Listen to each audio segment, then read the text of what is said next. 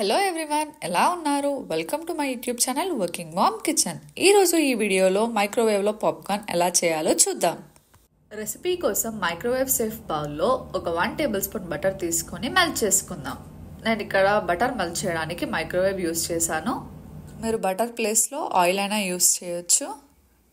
Melt చేసుకున్న బటర్లోకి ఒక 1/2 cup of corn కెనల్స్ని add చేసుకుంటున్నాను. నేను ఇక్కడ అన్సాల్టెడ్ బటర్ యూస్ చేశాను, సో 1 టేబుల్ స్పూన్ ఆఫ్ సాల్ట్ని యాడ్ చేస్తున్నాను.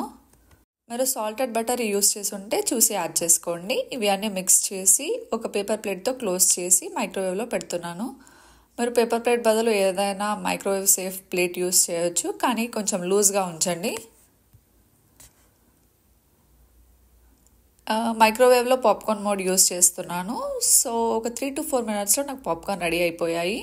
2 పాప్ సాంగ్స్ మధ్యలో ఒక 2 సెకండ్స్ గ్యాప్ వచ్చినప్పుడు పాప్కార్న్ రెడీ అయినట్టు సర్వ్ చేసుకోండి.